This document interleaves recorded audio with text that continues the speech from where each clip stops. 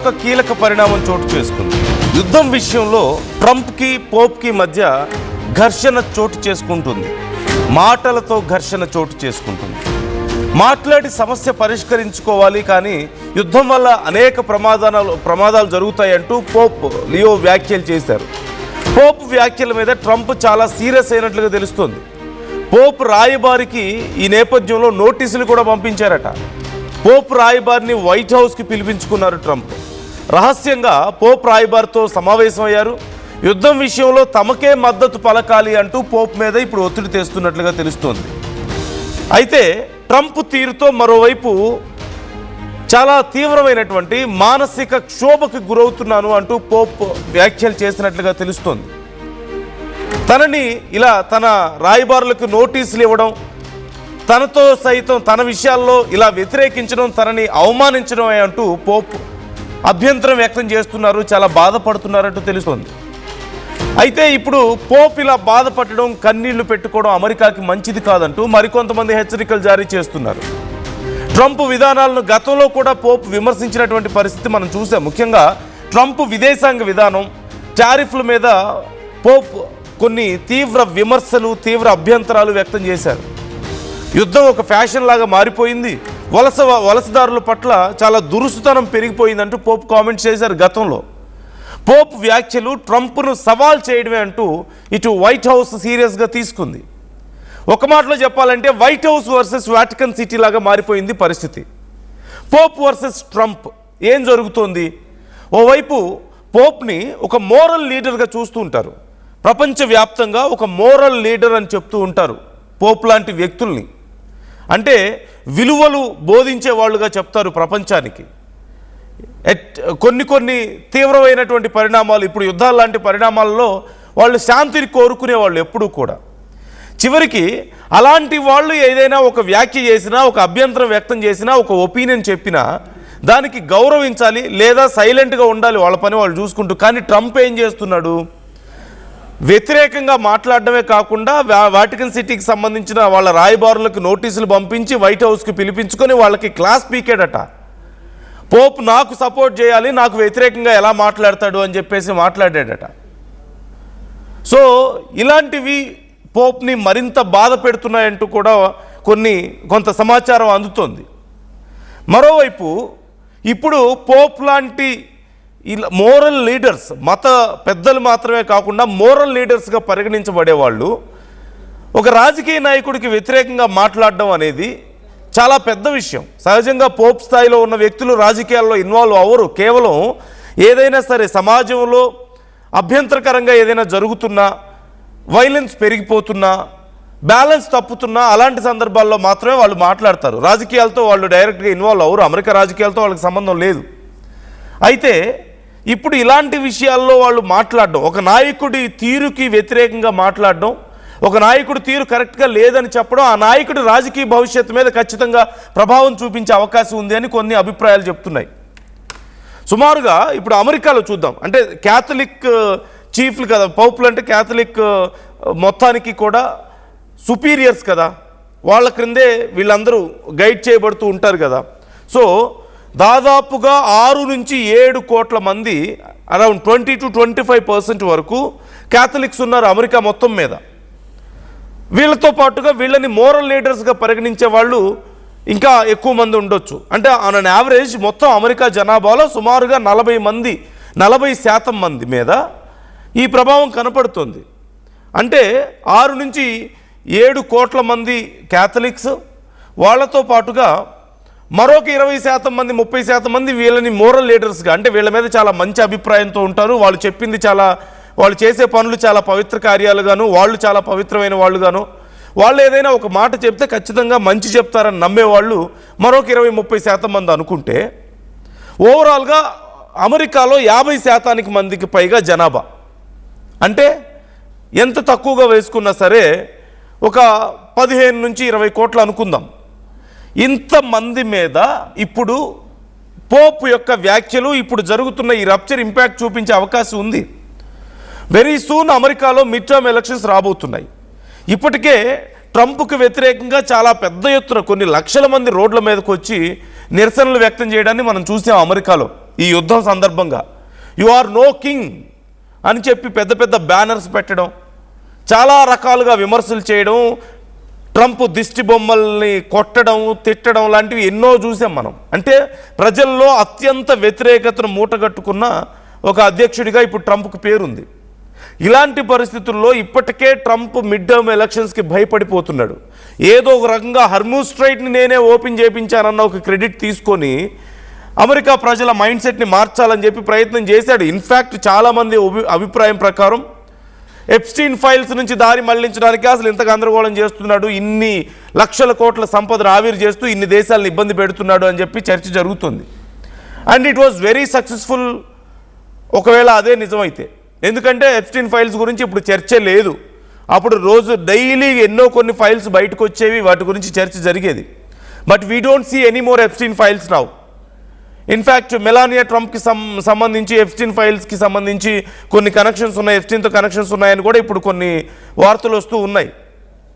So ఇప్పుడు అవన్నీ వాటికి సంబంధించి కూడా చర్చ జరుగుతున్న సమయంలో అవన్నిటినీ ఇప్పుడు పక్కకు తప్పించేశాడు. And he is successful almost not totally successful, almost successful. So ఇలాంటి టైంలో ఓ పక్క ఎప్స్టీన్ ఫైల్స్ ఇంపాక్ట్ పోదు, ఇప్పటికీ ఆ విషయం చర్చకు లేకపోయినా. At the same time war వల్ల ఇంకా ఎక్కువ నష్టం జరిగింది. ఎప్స్టీన్ ఫైల్స్ వల్ల ఎంత నష్టం జరిగేదో తెలియదు, కానీ ఈ వార్ వల్ల అమెరికాలో ప్రజలు చాలా వ్యతిరేకతను వ్యక్తం చేస్తున్నారు ట్రంప్ విషయంలో. They are not really happy with him. ఇంత గందరగోళం జరుగుతుంటే వాటితో పాటు ఇక వలసదారుల విషయంలో ట్రంప్ చేసిన పనులు కానీ, ఎస్పెషల్లీ ఇమిగ్రేషన్ అధికారులు చాలామందిని బయట పట్టుకొని వాళ్ళని తొక్కి పెట్టి లేదంటే వాళ్ళ మీద షూట్ చేసి ఇలా గందరగోళం చేయడం కానీ, ఇక టారిఫ్ల విషయంలో కానీ, వీటన్నిటి విషయంలో కూడా గతంలో పోప్ వ్యతిరేకత వ్యక్తం చేశారు. ఇది కరెక్ట్ కాదు, ఒక ఆట అయిపోయింది, చాలామందికి సరదా అయిపోయింది యుద్ధాలు అంటేను, వైలెన్స్ అంటే అని చెప్పి కామెంట్స్ చేశారు. సో ఈ గ్యాప్ ఎప్పటి నుంచో కంటిన్యూ అవుతుంది. వీటన్నిటితో పాటు ఇప్పుడు డైరెక్ట్గా వాటికన్ సిటీతోనే గొడవ దిగుతున్నాడు ట్రంప్. వాళ్ళకి నోటీసులు ఇవ్వడం, వాళ్ళని పిలవడం, క్లాసులు పీకడం, మీరు నాకు సపోర్ట్ చేయాలని చెప్పి వారిని డిమాండ్ చేయడం. And Pope is really upset with him, చాలా అప్సెట్ అయ్యారంటూ కూడా తెలుస్తుంది పోప్. సో ఇలాంటి పరిస్థితుల్లో రేపు రాబోతున్న మిడ్ టర్మ్ ఎలక్షన్స్లో డూ యూ థింక్ అట్లీస్ట్ ఒక 15 కోట్ల మంది ప్రజల మీద ఈ ప్రభావం చూపించిన, 15 కోట్లు కూడా కాదనుకుందాం, అట్లీస్ట్ ఈ 6 to 7 crores ఆఫ్ క్యాథలిక్స్ మీద ప్రభావం చూపించిన అమెరికన్ జనాభాలో 20 నుంచి 25% ఇప్పటికే ఆల్మోస్ట్ 60-70% పైగా వ్యతిరేకతను మూట కట్టుకున్న వ్యక్తి. ఇప్పుడు వీళ్ళలో కూడా ఇంకా ఎక్కువ వ్యతిరేకత పెరిగిందంటే రేపు పరిస్థితి ఏంటి అనేది మనం ఊహించుకోవచ్చు. సో ట్రంప్ రాజకీయ భవిష్యత్తు మీద పోప్ అసహనం, పోప్ హర్ట్ అవ్వడం అనే విషయాలు ఇంకా ఎక్కువ ఇంపాక్ట్ చూపించబోతున్నాయి. Vatican city versus White House అనే ఈ విషయంలో Vatican city impact not only in America, the whole world is looking at this point ఖచ్చితంగా. సో ట్రంప్కి చాలా వ్యతిరేకంగా మారబోతుంది. ముఖ్యంగా ఈ జనాభాలో 20 నుంచి 25% మంది ఉంటే అందులో ఎక్కువ మంది ఫ్లోరిడా, పెన్సిల్వేనియా, టెక్సస్, కాలిఫోర్నియా రాష్ట్రాల్లో ఉన్నారు. అండ్ ఈ రాష్ట్రాల్లో ఇప్పుడు ఎలక్షన్స్ అనేవి ట్రంప్కి చాలా కీలకం కదా, స్వింగ్ స్టేట్స్ అని కూడా చెప్తుంటారు వీటిని. సో ఇక్కడే ఎక్కువ మంది క్యాథలిక్స్ ఉన్నారు. సో ఆల్రెడీ ఉన్న వ్యతిరేకత, ఎప్స్టీన్ ఫైల్స్ లాంటి గందరగోళం, టారిఫ్లు లాంటి గందరగోళం, మరోవైపు ఈ వలసదారుల మీద జరుగుతున్నటువంటి దారుణాలు, ఐస్ ఏజెంట్స్ చేస్తున్నటువంటి దారుణాలు మీరు చూస్తున్నారు. సో వీటన్నిటితో పాటు ఇప్పుడు మళ్ళీ క్యాథలిక్స్ ఇంపాక్ట్, పోప్ ఇంపాక్ట్, అందులోనూ ఎక్కడ మోస్ట్ స్వింగ్ స్టేట్స్గా చెప్పుకునే ఫ్లోరిడా, పెన్సిల్వేనియా, టెక్సాస్, కాలిఫోర్నియా రాష్ట్రాల్లో. So we can understand how it's going to be in near future అనేది మనకు అర్థం చేసుకోవచ్చు. ట్రంప్ రాజకీయ భవిష్యత్తు మీద ఎంత భయంకరమైన ప్రభావం చూపించబోతుంది అనేది ఖచ్చితంగా ఇంపాక్ట్ చూపిస్తుంది. ఈ అంశాలను చూస్తే మనకు అర్థమవుతుంది. క్యాథలిక్ ఓటర్లు తమ ఓటును చాలా క్లియర్గా మార్చే అవకాశం ఉంది, ఎన్నికల మీద ప్రభావం చూపించే అవకాశం ఉంది అంటున్నారు. సో మీకేమనిపిస్తుంది? ఈ అంశానికి సంబంధించి మీ అభిప్రాయాలు ఏంటి? ట్రంప్ ఇన్ని రోజులుగా ఖచ్చితంగా అవునన్నా కాదన్నా అమెరికాలో మతపరమైనటువంటి ఈ ఇన్ఫ్లుయెన్స్ అనేది చాలా క్లియర్గా ఉంటుంది. Catholics influence is very much there. So we can't deny it. అలాంటి రాజకీయాల మీద కూడా చాలా ఎక్కువగా ఉంటుంది. అలాంటిది ఇప్పుడు డైరెక్ట్గా క్యాథలిక్స్కి మొత్తం పోప్తోనే ఈ గొడవలు పెట్టుకోవడం. మీకేమనిపిస్తుంది? పోప్ ఒక మాట చెప్పినప్పుడు దాన్ని ఒబే చేయాలి. ఒబే చేయకపోయినా పర్లేదు, సైలెంట్గా ఉండాలి. బట్ ఫ్రీక్వెంట్గా పోప్ మాట్లాడుతున్నారు అంటే he's not talking about any political incidents. Trump కొన్ని అకృత్యాలకు పాల్పడుతున్నాడు అన్నట్లుగా మాట్లాడుతున్నారు. ఎందుకంటే యుద్ధం అనేది, వైలెన్స్ అనేది ఒక ఫ్యాషన్ అయిపోయిందని చెప్పేసి పోప్ మాట్లాడారు అంటే ఆయన కన్సర్న్ మనం అర్థం చేసుకోవచ్చు. ఇక్కడ వలసదారుల గురించి మాట్లాడారు అంటే we can understand his concern. So ఇలా చాలా అంశాలకు సంబంధించి ఇప్పుడు ట్రంప్ పరిస్థితి ఏంటి అనేది చాలా చాలా క్లియర్గా అర్థమవుతుంది మనకి. మీ అభిప్రాయాలు ఎలా ఉన్నాయనేది కూడా కామెంట్ చేసే ప్రయత్నం చేయండి. అన్ని రకాలుగా ట్రంప్ తన వ్యతిరేకతను మూటగట్టుకుంటున్నారా? ప్రపంచ దేశాల నుంచే కాదు, అమెరికాలో ఉన్నటువంటి అన్ని వర్గాల వాళ్ళు ఇప్పుడు ట్రంప్కు వ్యతిరేకంగా మారుతున్నారు అనేది చాలా క్లియర్గా తెలుస్తుంది.